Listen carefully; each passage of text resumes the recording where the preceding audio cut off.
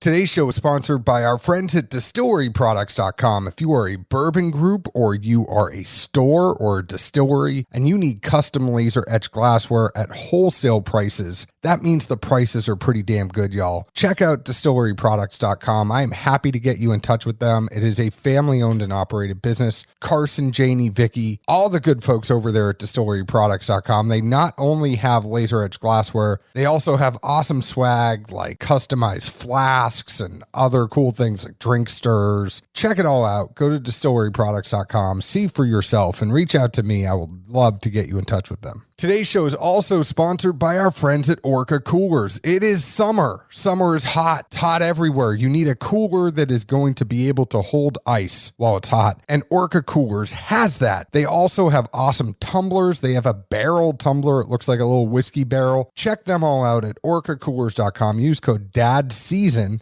and get 20% off your order. That's DADSEASON. Make sure to check them out. Get a cooler or a tumbler. I mean, that cooler holds ice 3, 4, 5 days, no problem. I mean, you open that thing up after a few days, the ice looks like you just put it in there. Make sure to go to orcacoolers.com and use code DADSEASON. Today's show is also sponsored by the only sportsbook by Tennesseans for Tennesseans, and that is Action247.com. Right now, there's a 100K free-to-play challenge during the first weeks of college football in the NFL, and both are completely free. There are weekly promos leading up to the college and NFL regular seasons. This week, all customers get a 30% deposit boost. The boost will be code-based, so stay tuned to social media for details, but you can also get a deposit boost. You can also get a deposit boost by using code DADS100. They will match up to $400 of your first deposit. There's MLB parlays. There's lots of other stuff. Free games only at action247.com. Get in on the action with Action 24/7. Use code DADS100. All right. You don't have a cold open. You're very ready for Mezcal. I understand this. I won't push you. Who's got 4 hands and a table full of Mezcal? Zeke Baker?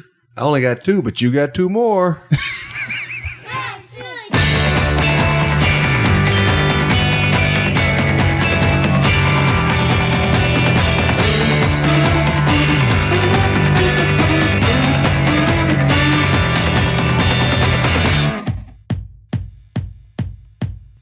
Hello, everyone. My name is John Edwards, and with me, as always, is Zeke Baker, and together we make the Dad's Drinking Bourbon. Wherever you are, whatever time it is, thank you for making us a part of your day. And it is a very special Dad's Drinking Bourbon because in 5 years, this is the very first episode that Zeke Baker has set up all on his own.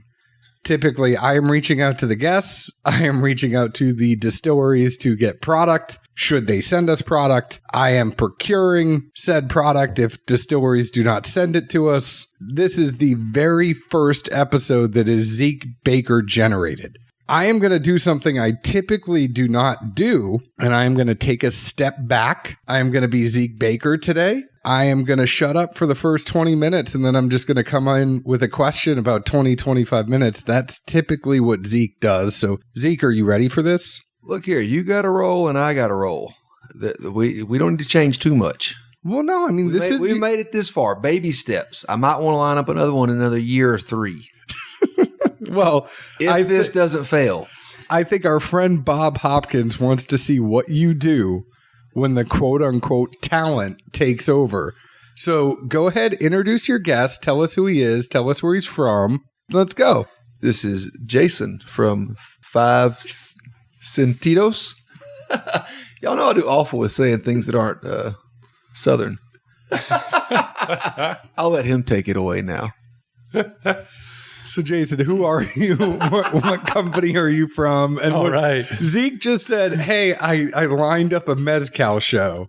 And that was pretty much it. So, like, typically I would have done some research. I would have figured out the brand. And I said, I'm going to let Zeke roll with this one. So I am coming in. This is not me being rude, but I am seeing that it is 5 Sentidos, which is the 5 senses in Spanish. It is a mezcal. It is from Mexico. I see a lot of these are 49.99 ABV. There's different ABVs on all of the Mezcal. It is imported by PM Spirits. That is the company that he works with. In case all I had to do was pick up a bottle, buddy. I mean, baby steps. My arm's not that long. They're on the other side of the table. So tell us a little bit about you and Five Sentidos. All right, we're going to get this going here. Like you said, my name is Jason Paul Cox. I'm the owner of Cinco Sentidos. That's how you say 5 in Spanish. Hey. So that is 5 senses. And we are talking Mezcal. We are also talking a really unusual subsector of Mezcal, which is basically unclassified or declassified Mezcal. So you will see the phrase spirits distilled from agave on our bottle. You won't see the word Mezcal. We work outside of the denomination of origin. It basically lets us work with very small producers. And we bottle things, everything still strength with no water added, no homogenization, no intervention. The way the guy makes it is the way that we're drinking it today. So it's just a couple, Cinco Sentidos. I'm going to say Mezcal all day. We should too.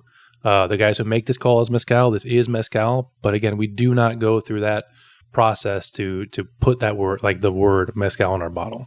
The majority of people listening to our show are whiskey drinkers, right? And not everybody has gone off and had Mezcal. So explain the difference between a tequila, a Mezcal. Like, what are all those clear spirits coming from Mexico that are agave based? How are they defined? To make a corollary that everyone can understand to a certain degree, this might offend some of my tequila loving friends out there. But in a nutshell, tequila is kind of like Walmart and Mezcal is the farmer's market. There's 130 tequila distilleries that produce over 2,200 registered brands, coming from basically 3 parts of tequila. And I do love some specific tequila, but Mezcal is the exact flip it on the head. There's 10,000 small Mezcal distilleries throughout the entire country. And I think there's maybe 500, 600 registered brands. So a lot of these people are doing very small batch productions. Their intended audience isn't the world. It's usually the neighbors. People are using backyard distillation techniques.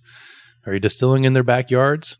They're also using a much wider variety of agaves. So I think we all know that tequila is legally needs to be distilled from blue agave Tequilana Weber, a type of agave variety that's pretty extensively farmed throughout Jalisco, parts of Michoacan, Nayarit, Tamaulipas.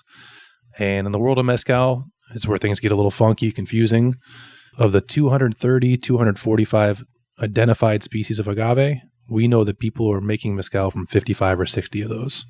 So the tequila to Mezcal corollary is correct to a certain length, but it's actually kind of closer to wine.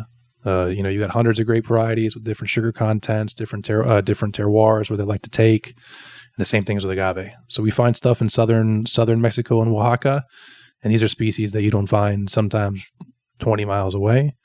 That kind of is what part of the reason why Mezcal is such a micro local thing. It's a really cool expression of a village and that village's techniques of making things. Is it one of those instances where some Mezcal could technically be classified as a tequila as well because it was made with blue agave, but then some can't because it's made with a different agave altogether? Or is that a bad way of looking at it? It's not a bad way of looking at it, but we still are talking. I mean, we're talking apples and oranges, and yes, they're both fruit, but it's tough to say. I'm trying to think of a situation. I think there's like one place in Michoacan, the state of Michoacan, which shares the denomination of origin with both tequila and Mezcal. But generally, I think the denominations of origin in Mexico are mutually exclusive. You can't make tequila, or you can't make Mezcal in a tequila nom region, even if you're using blue agave. It's tequila, and vice versa. No one can come down and bring blue Weber agave to Oaxaca and distill it and call it tequila. That's Mezcal's region. Well, and it's kind of like champagne or bourbon, at least with the United States, right? You can make whiskey outside the U.S. that is 51% corn. It's in a new charred white oak American barrel. It didn't go in the barrel over 125 proof. It's not 160 proof. And then at the same time, you couldn't call it bourbon because you didn't make it in the U.S. So it's totally just where you're making it as well as the plant that you're using to make it. Where you're making it, the plant you're making with it, And, I'm actually, for someone who opted out of the denomination of origin, I'm a lot less familiar with some of the ins and outs of the tequila denomination of origin than I am with mezcal. I could read that to you backwards and forwards, but I can't tell you 100% about everything tequila related. We're kind of far away from Jalisco. I have, however, had some mezcals that are made from Tequila Weber, and it's really cool because this is what tequila used to taste like 100 years ago. So if we're going to take a step back for a second and talk about the history of agave spirits in Mexico, generally most people agree that this started in western Mexico. At the time it was called Nueva Galicia, which is now modern-day Jalisco, Nayarit. Filipinos bring over a type of still. It's called a Filipino still. It's the use of a hollowed-out tree trunk.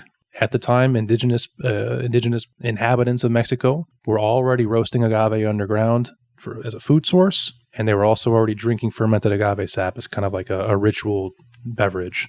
So Filipinos come with Spaniards. Indigenous populations seize distillation technology at use, and they adopt it to cooked agave. And until about 1850, 1860, maybe even in the 1900s, the phrase mezcal, the word mezcal was always used to refer to an agave, and the long form to talk about tequila was vino de mezcal, wine from mezcal, wine from agave.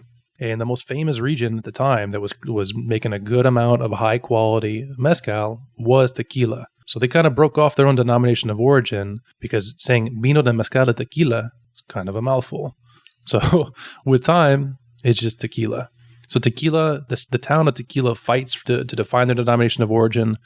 They have their first attempt where they define it locally in the 50s, and then it goes through a few changes, and I think in the 70s it becomes internationally recognized. So Tequila takes the name from the most popular, like the biggest mezcal producing town, and in the meantime, mezcal technique and process starts climbing to the north of the country, starts traveling to the south of the country, and you have other small producers who don't have the same infrastructure as Jalisco does, doing the same techniques, but with a different agave species. So that's probably a long answer to a question you didn't ask, but there you go. No, I find it super interesting. I think, Zeke, we should start a spirit called Nashville. Well, honestly, I think from the get-go, my ignorance was bliss here, and I just know what I enjoy drinking, which is how this happened. But always been kind of phrased to me that any tequila would be a mezcal, but not vice versa.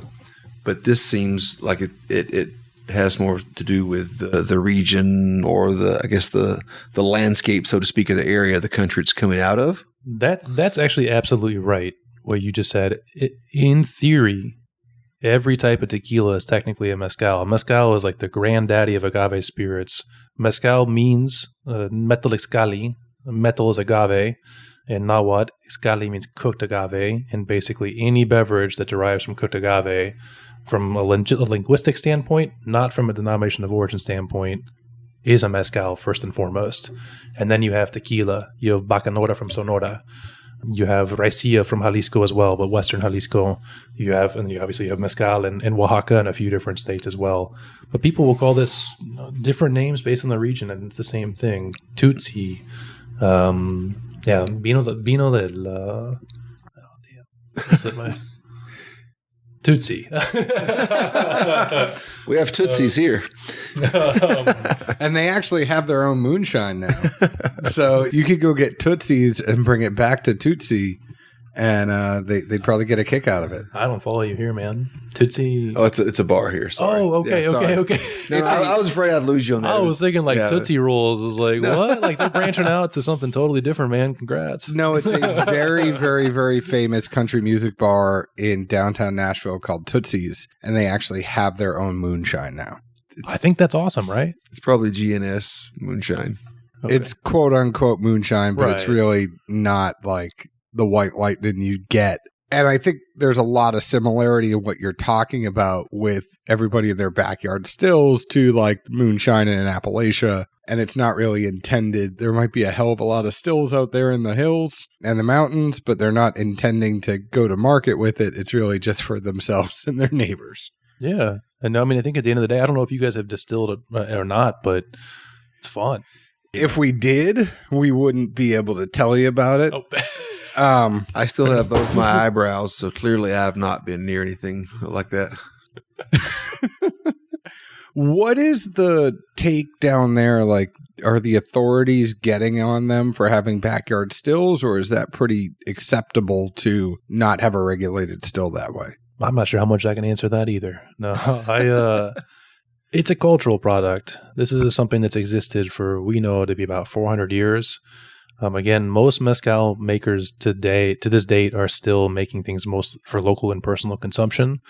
I think it's a thing where they may not be registered. Not all of them might be registered with tax authorities, but the tax authorities aren't that interested in taxing someone's 150 liter year production. I wish it was the same here, man. I really do. So and so has their traveling still, and they come by every 6 to 8 months, and all right, that should be enough to last you for a while, right? Sure thing. Thank you. See you again.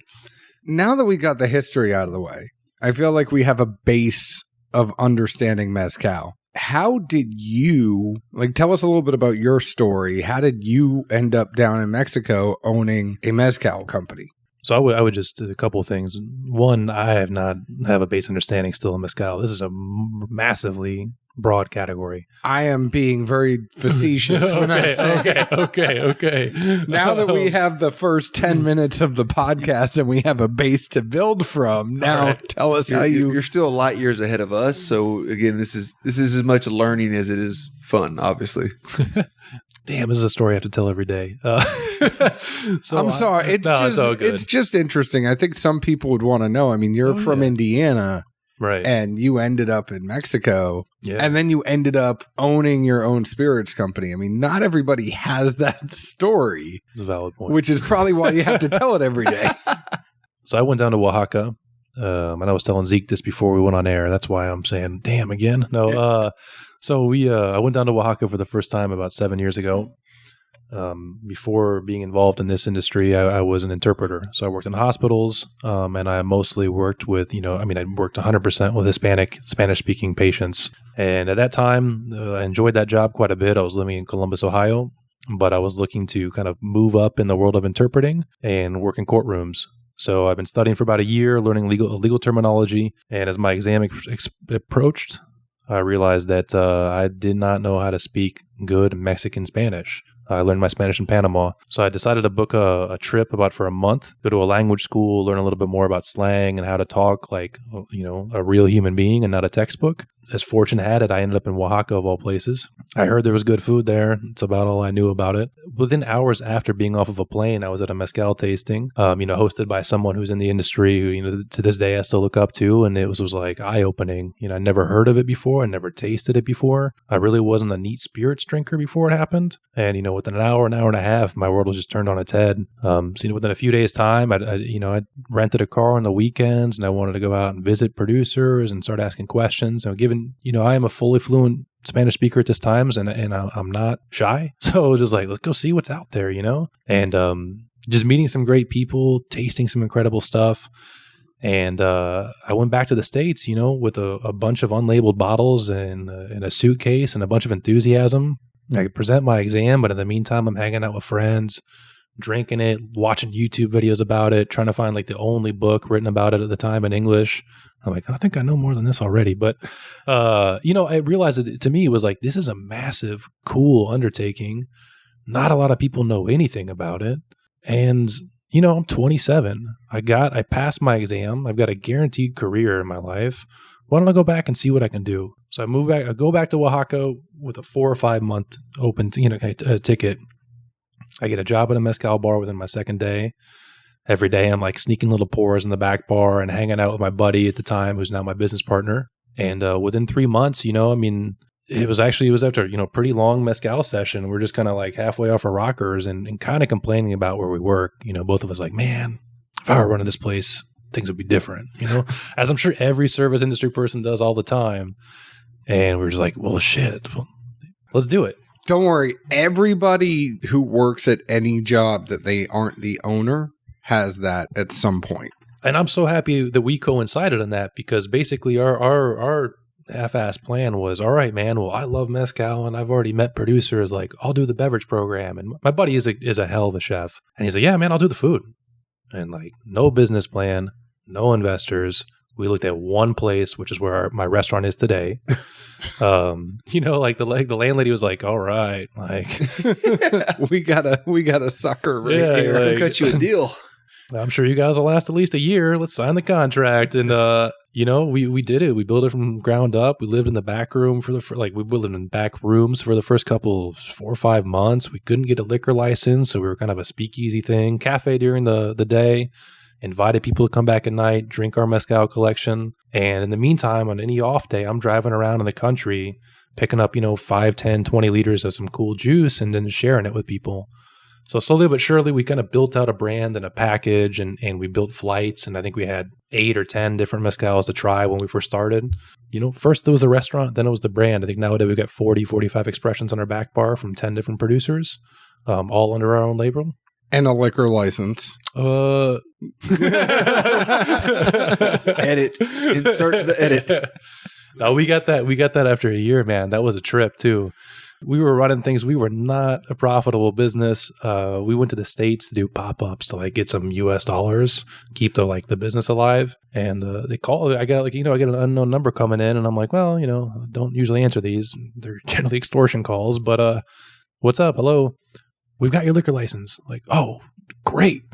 They're like, yeah, you got to come in today and pay it in cash. I was like, what? I'm in San Francisco, man. They're like, well, we're going to fine you $100 every day. It's like, I'll be there tomorrow. yeah, I was like, man, fortunately, talk about a leap of faith, man. I mean, to make some of this happen, my barber at the time, he was our partner. He was the Mexican dude who helped us get all our paperwork. And I just hit him up like, hey, man, can you go to the municipality and pay $6,500? Like, I'll get you back in about 5 days. And now we're like, man, we got to really hustle on this pop-up. It's like, we had to go pay it. But yeah, we got it. And then we opened our doors. And, since then we're a well-established place. We're a little on the food side of things. We do contemporary Mexican food, Oaxacan ingredients, global technique. And I'd like to think that we have a pretty good beverage program too. Is the restaurant still Cinco Sentidos, or is it? It's called El Destilado, which means the distillate. So kind of the food side of thing is we feel like we're distilling the essence of certain ingredients and turning them into something a little bit different, transformational, I guess, at the end of the day. Yeah. And then we got like I said, we got a few different bottles kicking back there too. So what's your specialty at the restaurant when we come down? Because I have a feeling that this is going to continue to snowball, and Zeke's going to be like, hey, I booked us 2 tickets to go to Mexico, bring the microphones. We're going to see the Five Sentidos guy. Yeah. He's going to take us around to all these different mezcal places. And I got it set up. I just show what up. I need to tell the right people to get me there from the airport to the final destination. If I can just have some 3x5 note cards, I can probably say half the words kind of correctly. This is kind of an aside, but how at airports sometimes there's canned mechanicalized, I don't know, robot voices were like, boarding Puerto Vallarta. The one in the Mexico City airport doesn't even say Oaxaca, right? So if you it's in Mexico City and it's like, next flight to Oaxaca. So if you get close to Oaxaca, you'll be all right. But we are what can I say, man? What we do for specialty, we do tasting menus, man. We do a high-end, fully a dining experience. 6 courses, 9 courses, 12 courses. What's on our menu today is going to be different, in a couple months. It's all seasonality. And then we have a little casual rooftop spot with some good tacos, tostadas, ceviches, aguachiles.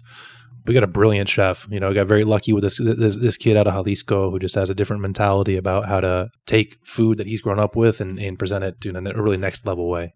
That sounds like a place here, the Catbird Seat. The menu's different all the time. They do 5 courses. They pair it with drinks, and it is like a 3-month wait still to get a reservation. I mean, it was for a while, but I mean, it's not something that you could be like, oh, I think we should go to the Catbird Seat tonight. It's not happening.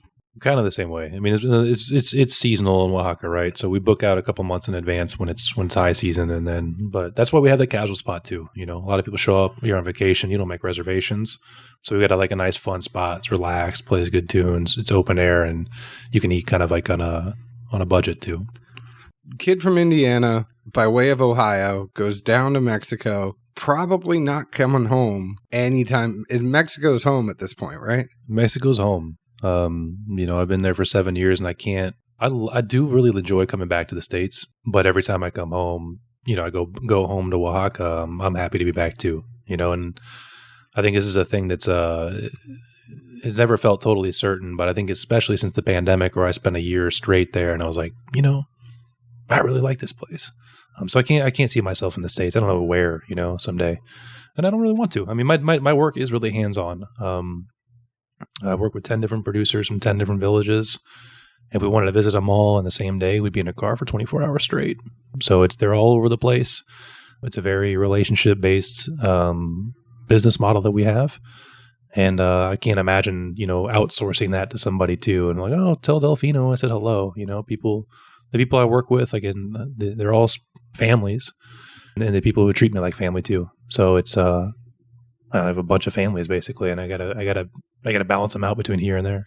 So explain how that works a little bit, because essentially you're an NDP. You're procuring mezcal, so you're a non-distilling producer, but you're procuring mezcal from different places, and it's just you're picking out of their stuff what you think is the best, or are you just saying, hey, I need X amount, and you trust them at this point?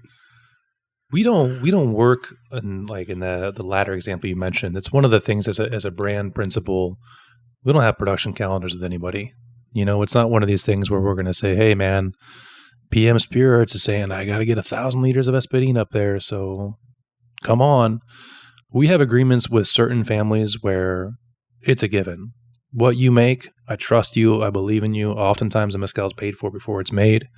And sell me what you can or what you want out of the batch. I mean, almost everyone holds on to a portion for themselves and their community. So it's a different relationship with virtually everybody. There's 3 or 4 producers now. We've known them for 6 years. We trust in their hand, their work. So we'll take it. We'll take it. I haven't tasted it, but I know you count on me. And there's some other producers who I've gotten to know more recently, and we pick certain things, we leave other things behind. The goal, I think, would have that same type of trust and the same type of consistency and quality, so that they know that they make a batch and it's done, in a way that we think is the best you can get out of your agave. Then we're going to take it and we'll share it with our friends in the States. We'll share it in Europe. We'll share it at the restaurant. One of the things that I don't think the whiskey community completely understands, and there's going to be some people out there that understand mezcal, but you're not distilling like you do for a still in, like, say, a distillery here that's making whiskey. It's one of those things you're actually heating with fire, wood, and mesquite, and you're actually cooking the pot rather than, all right, I'm going to flip a button and now my still's on, right? Yeah, exactly. Power up. Remind me to do this if this is something that makes sense for you guys, whether it's on your website or your Instagram. I'll send you guys a series of photos of the different stills of the guys we work with, because they are vastly different than what I think most people know distilleries to be. The stuff that we have on the table that we're going to taste here, the palenques or distilleries, one of them would fit in the house we're in right now. They're small. They really are backyard small stuff. People using clay pots, top down stills that have 80 liters threshold for mash. The bigger guys we work with are using 300 liter copper alembic stills. Something that I think in other places you might be like hobby distilling with, but that's the tools of the trade down there. I don't think there's anyone in the world of mezcal that's using like a column still or using much automation. It's almost always distilled over an open flame. You are regulating your temperature basically on your eyesight and your knowledge of how wood burns. Okay, cool. You want to get a ripping, and then you want to leave your coal behind, and then you got to have someone around. It's not just hit a button and walk away. You got to have someone around to actually adjust your fire, because if you're ripping it hot, your mezcal comes out hot too. It's a very very very manual process, from the harvest, from the mashing, from the distillation. And then oftentimes people blending with, a sight check, just checking out the pearls or the bubbles that form when you agitate it, or they're blending to taste. They're not blending to a number with a machine. So you mentioned as well 45 expressions from 10 different producers. What kind of yields are how do you arrive at the different expressions from the same producers? Because honestly, I don't think we have a clue. So, this is one of these things where, again, we're kind of we're different in the way that we run our brand. Some brands are going to go, we're always going to have these 3 expressions in stock. We understand that the type of wild agave that we use is not always an available supply. And when it's around, it's around. When it's not, it's not. These are 60-liter batches, 100-liter batches, sometimes 300-liter batches. And that's about the biggest thing we've ever bottled. You know, 300 liters, and we could put it all right here on the table and it would fit. Which is kind of insane when you think about that's a month's worth of work. What we're trying to accomplish with our brand is that Cinco Sentidos is synonymous with high-quality agave spirits, but not necessarily as I've got to have that espadín, and that espadín always needs to be in stock. It's more about, oh, cool, this is what they've got out right now. Let's get it and enjoy it, and it's guaranteed to be different than the last batch you picked up, and it's almost guaranteed that you're gonna, if you're not gonna like it, it is at least at the very least it is a well-made spirit. You know, I'm really particular. I taste all this stuff all the time. I'm sure you guys enjoy tasting a lot, but sometimes it can be, you know, it can also be kind of give you a bit of fatigue sometimes. But everything we bring up goes through a taste test to make sure that it's right, it's well done. So kind of, I guess, similar to the restaurant where if it's in season and it tastes good and it works out, and lack of better words, it's available, we roll with it. Exactly. If it's not, then oh well. But at least we have a place for it when it comes around, and we can make sure we put it in the right bottle and, you know, label it correctly. So let me put it this way. Would you feel suspicious if you were at like a restaurant and they still had mussels available at 11:30 p.m.? You know what I mean? You don't order the oysters at 11:30. They should be out. You know what I mean? Like, you just, we got what we got. It's fresh and it's from today, and now we don't have any more. Yeah, Tuesday I met some buddies at a local barbecue place here and bullshitting the whole time in the line, and then go to order without looking at the board. They're out of chicken, out of pork, out of turkey. All they had left was brisket and ribs. You're a barbecue restaurant, and all you have left is brisket and ribs.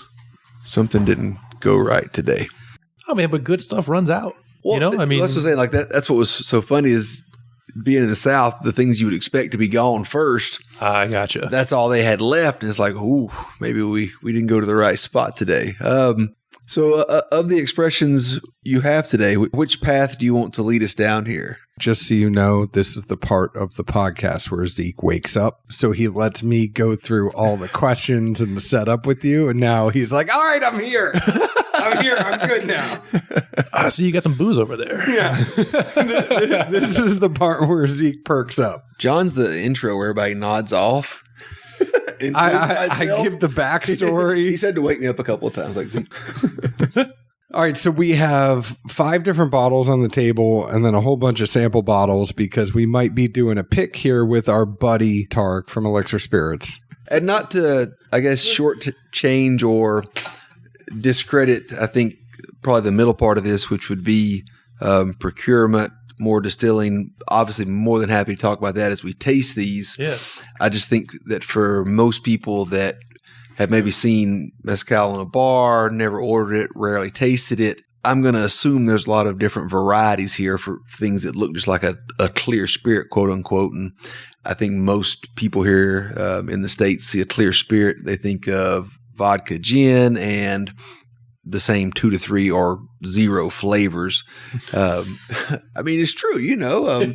I just think that's, you know, a very bad misconception. So I feel like we'd be doing a disservice if we didn't kind of, you know, dive into some things and allow people to, you know, at least hear from us the different things we can pick up from, you know, the same product, but different expressions. Well, let's get into it because we have a lot of it and a short amount of time. How do you typically do this? I just do it. All right. No, it depends on what we have on the table. It's kind of cool that today we're starting with, in Nashville, we've been running around with 9 different expressions, which is pretty amazing, actually. You know, we'd only usually roll with 4 or 5 different expressions in a market at a given time. Let's pick 3 for the podcast. Sure. And then we'll probably have the others after we stop recording, but just 3 that you think we should try. So we've got an expression poured.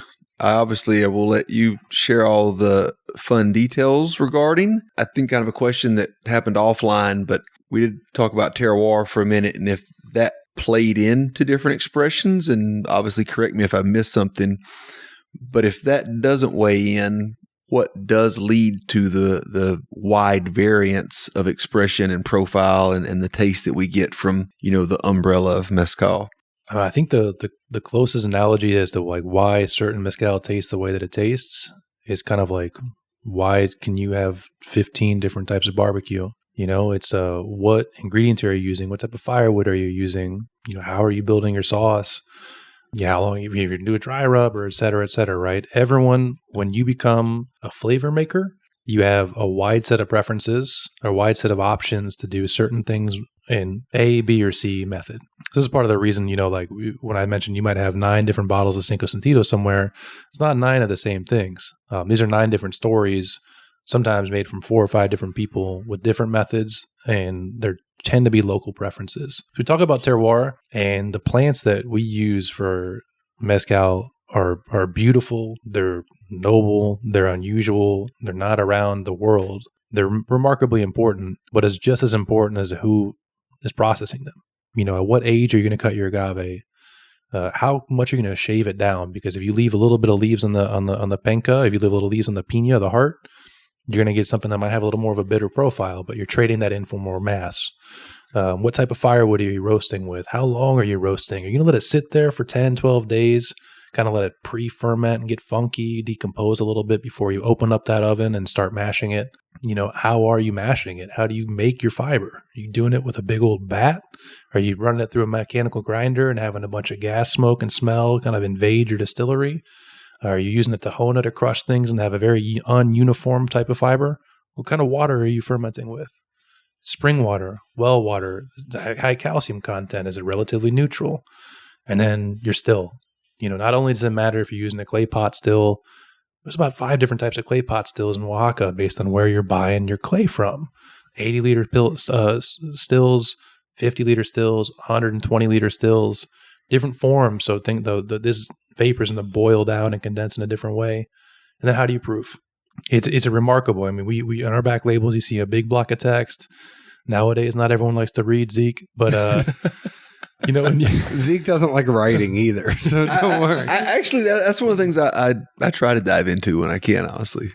If it's something I don't have a clue about, I'll sit there and study it decently. No, but these are things that, when you're getting into mezcal and you see this block of text and, text saying Tío Pedro made this from a town called Santa Catarina, Minas, and, use this type of agave and you roast it for 5 days, and you go, oh, well, that's an interesting thing. And then when a year into this thing, when you started to get into it and you go, oh man, it's from Santa Catarina, Minas. That means I know it's made in clay pot stills, because that's a village that exclusively distills in clay. And it's got a certain profile because they've got certain ambient yeasts that are around in that region. They have a different way of producing that 20 miles down the road, they're doing copper stills, different agave varieties, different composition of the spirit. They're mezcals, but they're worlds apart, even though they're 20, 15 miles away from each other. So how crazy does your tasting notes get for a mezcal with the different places? I mean, because I think there's always kind of with agave-based spirits, I feel like a jackass because whenever I take a big old whiff, I'm like, oh, well, I get the agave, and it's kind of like people that do whiskey and they're like, well, I smell corn. And then I definitely get a smokiness. Which one are we drinking? We're drinking the Espadín right here. So there's a smokiness, but I almost wonder, like, if you know the different types of wood, are you then able to discern just from nose alone, like, oh, I know they used this wood, or is that like tribal knowledge that based off what the villages are doing and how they're cooking it? We'll occasionally do blind stuff, which is, obviously a really good exercise to train your palate and understand how much you know or don't know. I can pick up region mostly by smelling. So, a lot of mezcal from this particular village, Santa Catarina, Minas, they just have a profile that I would like to say. I mean, let me take a step back and try to say this again. When we're talking about tasting notes, I'm going to use an example that I picked up from a producer we work with. Brought some visitors out there. We're drinking a beautiful, recently distilled mezcal from an agave called Sierra Negra. And everyone's waxing, right? Like, wow, this is dusty and it's earthy and it's like my grandma's basement and it's got a little bit of red fruit to it and it's like licking a salt mine. And, it's like all these things are getting more and more. It's like, it's like that one time it rained that one time. But we're having a good time. And someone, says, involve Alberto. They say, well, Alberto, like, what are your tasting notes on this? And he goes, it's a Sierra Negra that I made. It's my mezcal. It tastes like me. And 7 years into this, that's kind of where my tasting notes are now. It's not so much like, I know that there's certain things that I think about and I smell and I detect. But amongst a mezcal friend, I'm like, oh, cool, man, that smells a lot like slate. It's probably from Sol de Vega. Or like, this has got a really nice unctuousness. Like the volume of this, the way that this sits on the palate, this is almost definitely from Minas, Santa Catarina Minas. So it's one of those things at this point, you know. And it's a fun experience, but I think another year that I'm doing this, tasting it, being down there, it's just that the palate continues to develop and it just sees things and frames things differently. So of all those different variables listed earlier, how many of them, I guess, have much science behind them, or is it really just spending time with each kind of individual producer, picking up tidbits you can from them, and I guess almost kind of trial and error, asking them like, hey, this batch has this one didn't. I would just presume you throw out there like, what did you do different to get this difference in profile? That's a good question. It just like everything in this world, right? It's kind of a person by person basis. Mm-hmm. Some people are a little more technified and they understand that they had a long fermentation and they got colder and it gave them a different flavor profile or a lower ABV. And there are other people who are, you know, bluntly, I mean, people who are, like I said, friends and family. It's my mezcal, man. It's not different than the last batch. Like it's, you know, which I would say is 2% ABV different, you know, or like this is a little bit brighter, this one's a fruitier, and it's like, yeah, it's the mezcal I just made. You know, like it's tough to answer that question to a certain degree. I think people they know what they know very well. And at the end of the day, really none of these guys make mistakes. Sure. You know, it's not like I've met, you know, there's one producer who've been able to talk about like, hey, this is a little flabby. This is more tails than, you know, it should have had. And he's like, yeah, no, you picked up on that too, huh? So, damn, you got me.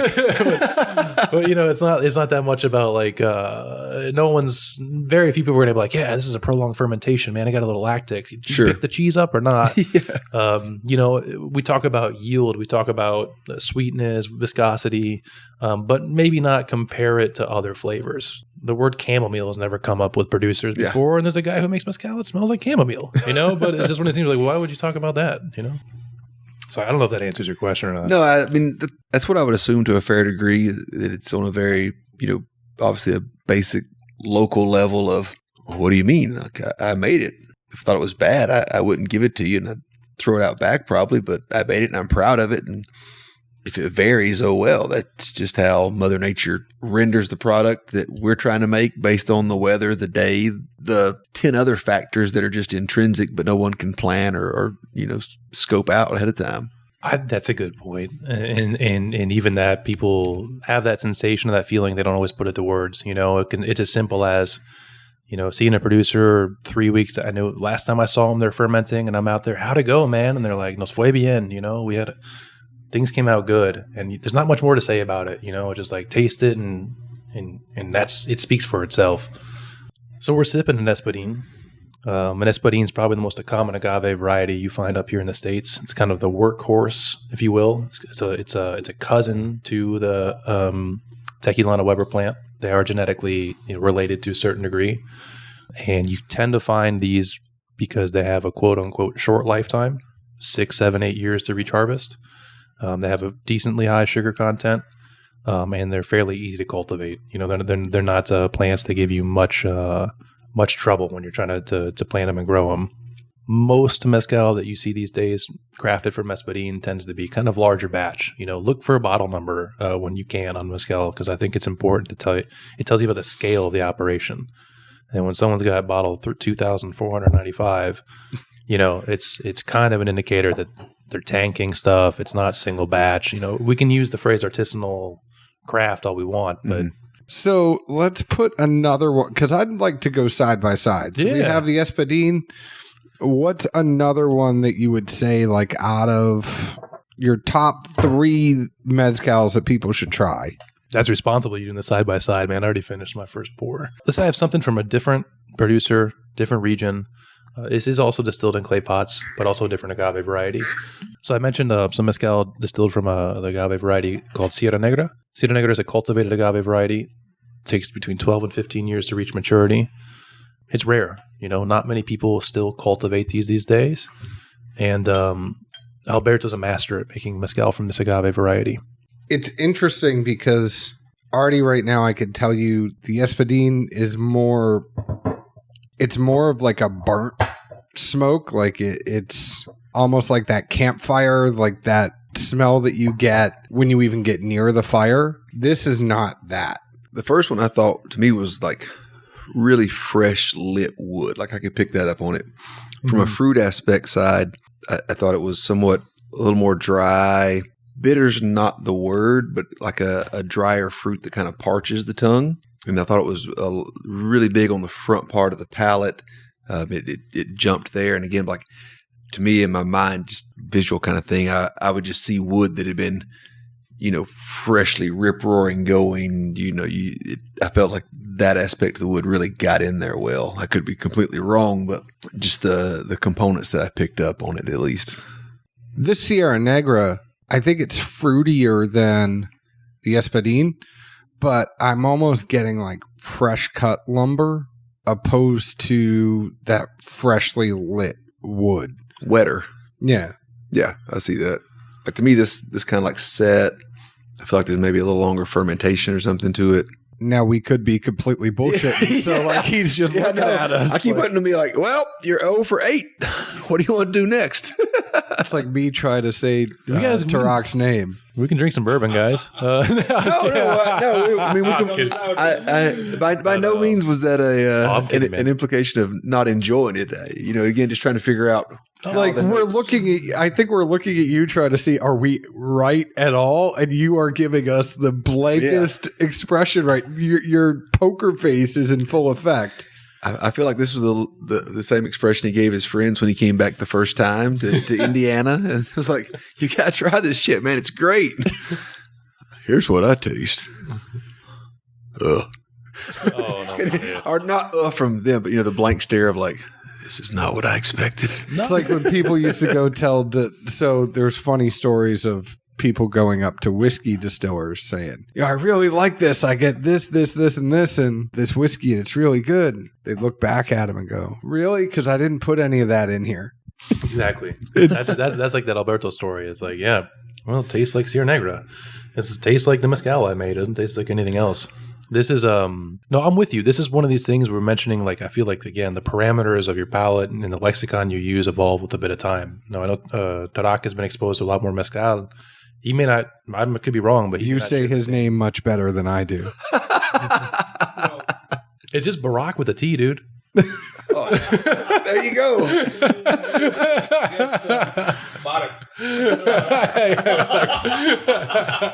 I just get in my head because like in 2016 I messed up his name so much that I just get in my head. But we are hanging out with our good friend from Elixir Spirits tonight, and we will be picking, and this is a little teaser. I don't know if we're going to come back on here at the end and say what we did or not, but we are going to do a mezcal pick that will be at Elixir Spirits. It will be a Dad's Drinking Bourbon Elixir Spirits collaboration. You have to go see Tarok to get it. You can't get it through us. You can't get it anywhere else. You have to go to Elixir Spirits whenever this is ready, and our boy here will hook you up. Sorry, what were you going to say? Oh, that's dope. I'm into it. Basically, what I was trying to say is that the more mezcal you get exposed to, the less you taste wood, fire, smoke, and the more you taste fruit, ferment, vegetal, earth, dirt, minerality, and I think that is just. The same way, I think if we tried a few different bourbons right now, I'd be like, yeah, this kind of tastes like bourbon to me. I don't have a palate built for it at all. I can't, and but my past 7 years have been formed by mezcal. Well, and I think that's the thing, at least for me, like what I try to get out of things like this is I'm saying things trying to prod you because I want to expand my palate and I want to know where I should be going. Mm-hmm. And it's like, how far off am I? We do a fun thing now where every once in a while we'll get a famous person on and we'll blind them on whiskey, interview them about their life and their career, but at the same time say, all right, well, what do you think about whiskey number one? And we recently had on a country music star, and every single time he's like, well, I smell the alcohol. It's like the Kendall Jenner tasting notes. I don't know if you saw those or not. When she started her mezcal brand, someone noticed on her social media she had a notepad like you with tasting notes, and I was like, number 1, good. Number 2, strong. And she was like, I've been studying this stuff and learning it, and I picked the best mezcal out there. I was like, those are not good tasting notes, lady. Well, when I do a barrel pick, those are like so it's not good or strong or things like that. But when I do a barrel pick, I'm literally trying to get one note from each barrel. Like, what is the one encompassing thing? So sometimes I might taste it and be like, this is chocolate. This is too hot.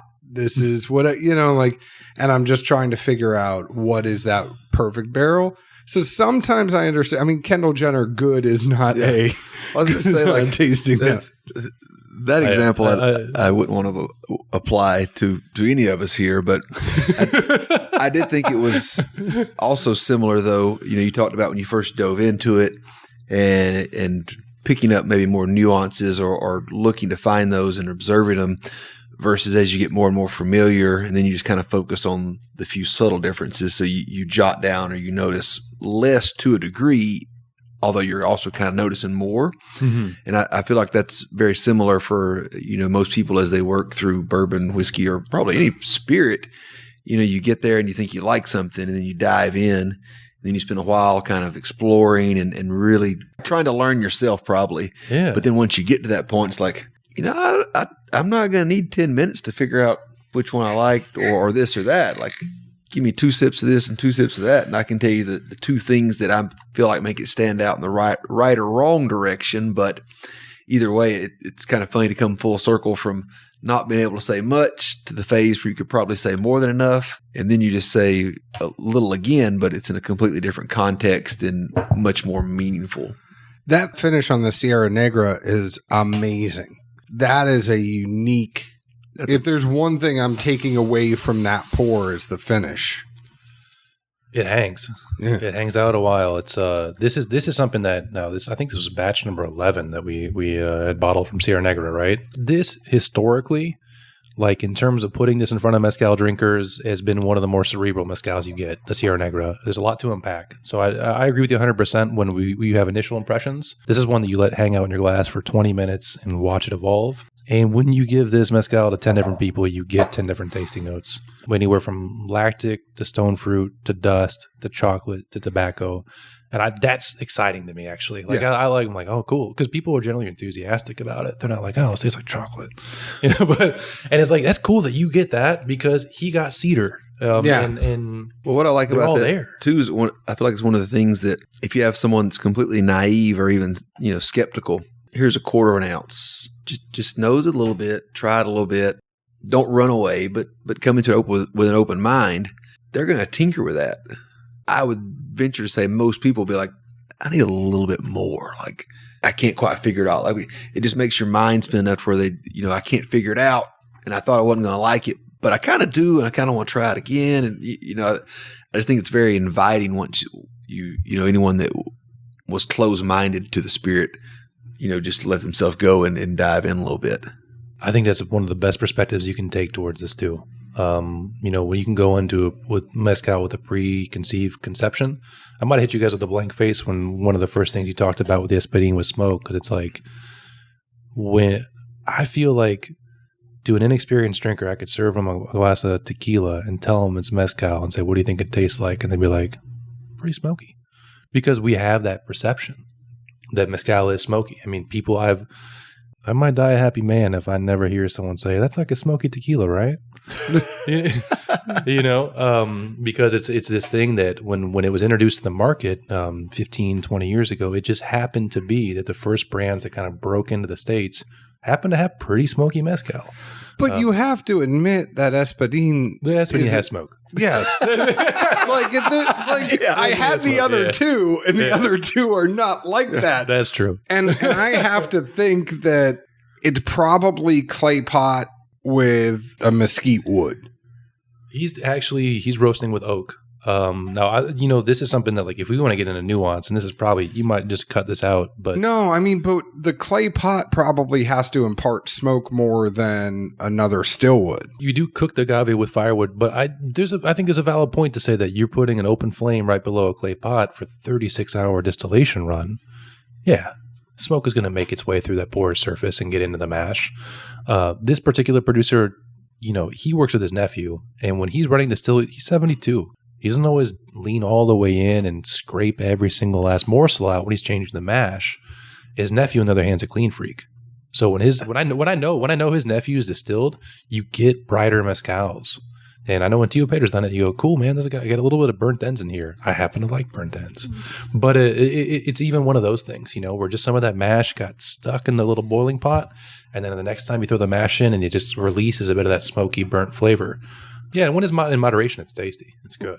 Going back to what you were saying, where you never want to hear anybody say it's smoky tequila, I think your analogy of the farmer's market versus like Walmart is a very good analogy, because the farmer's market, it's the people coming from the farm and they're bringing the corn directly there. They're bringing the meat directly there. And sometimes there might be a bug in there. Sometimes there might be, sometimes there are things in the stuff that comes directly from the farmers that has not gone through a whole processing plant like Walmart does. Totally. I kind of look at tequila as it's too clean for me sometimes.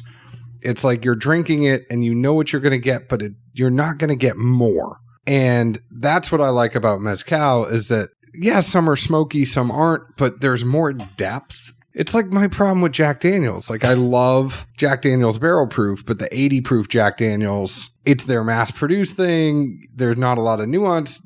Like, it's going to have the profile it's going to have all the time.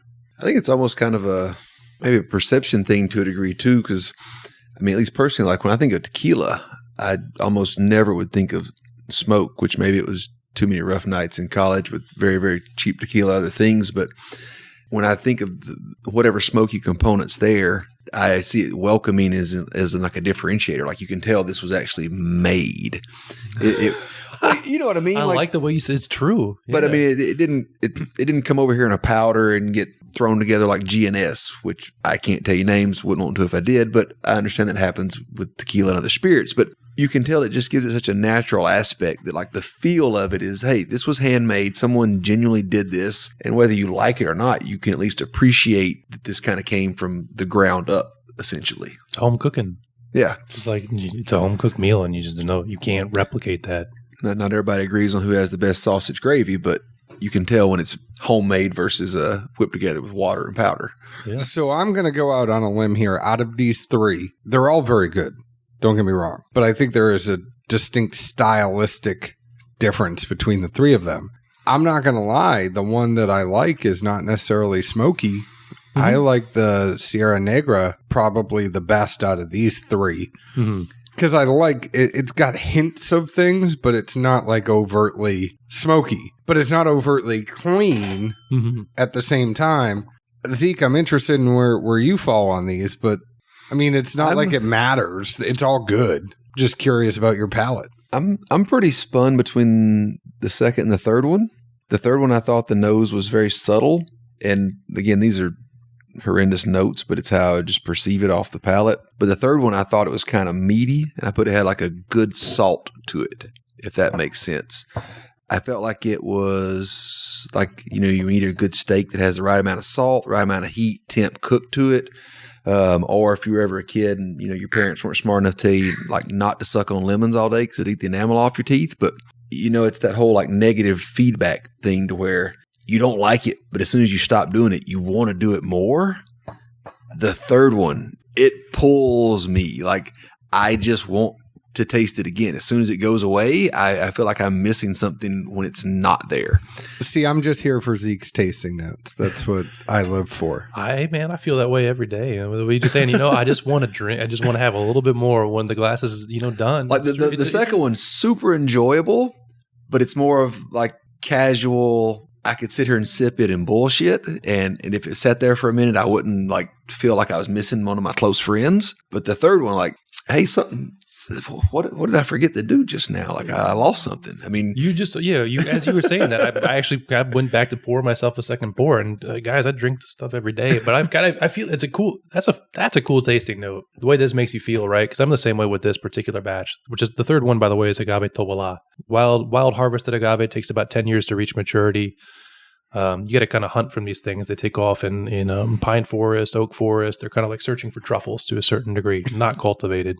And we have different notes, but it's making us feel the same way. I mean, to me, there's a creaminess to this that's undeniable. It's just like, I like the way that the oils in this come out on this. It's just like a nice fatty mouth feel. It sits heavy, comfortable on the palate, and then just a hint of eucalyptus, a little bit of red fruit. And you go, I just finished my glass, and I go, I gotta have a bit more of that. I gotta just have a little bit more of that, and some of that just, again, because it's complex, you want to unpack more of it too. You want to go, what else is in here? It'd be like if you're sitting at the restaurant and you finish off and you're bullshitting similar to what we are, but then you're also like out of the corner of your eye, like, where in the hell's the waiter?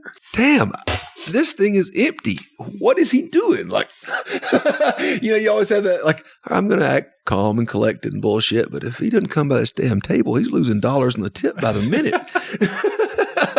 I don't know. That's just the sensation I get from it. And to me, I've always think that's better than so there you have it, specific folks. Notes. Cinco Sentidos gives you anxiety.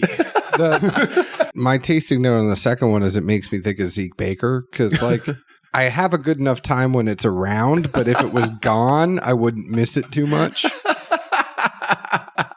Like, like when I'm tasting it, I'm like, oh yeah, I remember why this is enjoyable. And then but I don't miss it when I'm not there. And my apologies for not even attempting to pronounce what each one of these is, but it might be better than you did. My pronunciation stopped with tart.